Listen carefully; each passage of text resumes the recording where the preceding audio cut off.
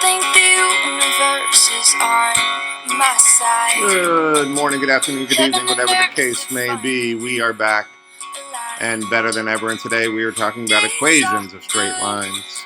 A couple of parts here. This is part one. Let's get to it, shall we? All right, here we go. So, equation of a line is an equation which connects the x and y values for every single point on the line. Gradient intercept form, and perhaps you have heard of it as slope intercept form, is y equals mx plus c. And you also might be used to that being y equals mx plus b. Oops, sorry about that. Really doesn't matter. So like I said, it could be slope, it could be c or b. B is the c or the b is the y-intercept, as it says here. And I just want to make sure you understand what this line represents. The line represents every possible coordinate, xy coordinate, that when you replace into the original equation, makes a true statement with the equation. Here, the equation of this line is y equals 1/2 x plus 1. That's because it has a y-intercept of 1 and a gradient of 1/2. So vertical change of +1, a horizontal change of +2, y equals 1/2 plus 1. And we already talked about finding slope. The general form of equation is ax plus by equals c. And all that means is we want to get our x and y on the same side of the equation, and that's just easy using a little bit of algebra. We have y equals 1/2 x plus 1, and we just moved our x's and our y's over to the left side and got rid of the fractional coefficient. That's not a big deal at all. Little summary here. I'm not going to read through it. These are big. We'll talk more about this in class. All vertical lines have the equation of the form x equals a, and then y equals c for horizontal lines. Just have a couple of examples for you. Write in gradient intercept form the equation of the line through -1, 3 with a gradient of 5. Okay, so we have gradient intercept form, which is y equals mx plus b. And we're going to replace what we already know, and we know that the gradient is 5. So I'm going to replace m with 5, so I get y equals 5x plus b. And then all I have to do is find b, the y-intercept.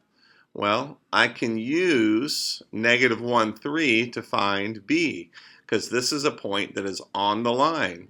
So all I have to do is replace x with -1 and y with 3, and I'll be able to easily solve for b. Check this out. So replacing y with 3 and x with -1, all I do is solve for b. So 3 is equal to -5 plus b, and I add 5 to both sides, and I get 8, and so b is equal to 8. So remember, I had y equals 5x plus b because I knew that the gradient or the slope was equal to 5. And since I just found b equals to 8, I replace it, and I get the equation of the line. And I just want to show you, we'll talk more about graphing it from this, but I just want to show you what this looks like. It has a y-intercept of 8. 1, 2, 3, 4, 5, 6, 7, 8. And then a gradient of 8. No, a gradient of 5, so sorry. So that means it has a positive slope, and it's going to look like that somewhat. Okay, so I'm just going to take a stab. So that's the equation, and every point on that line, every coordinate, if I replaced into this equation, would end up being a true statement. Last equation, find in general form, or last example I should say. Find in general form the equation of line with this gradient and passes through 5, -2. we use the same procedure. Y equals mx plus b.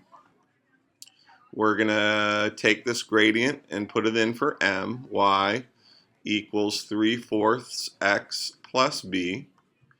And then we're going to replace y with, oops, I messed that up, y with -2, because we know it's on the line, and x with 5. Here, I'll use a different color because I'm overlapping lines. And then I can solve for b. So I get -2 equals 3/4 times 5 plus b.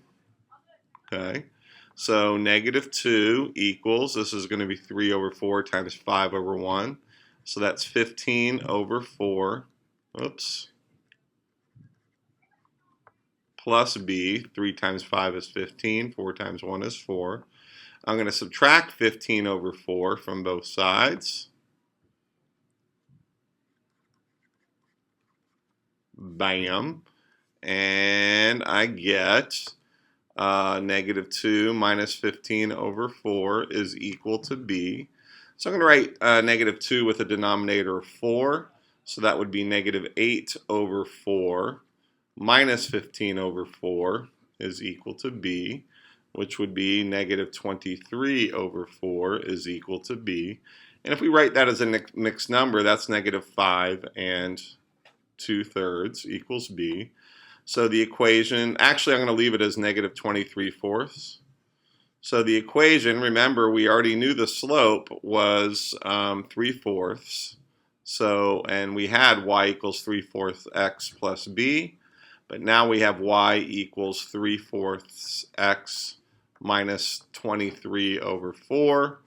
And this is where it might be helpful to write this as a mixed number, because this is -5 and 3/4. I forget what I said before. I think that was wrong.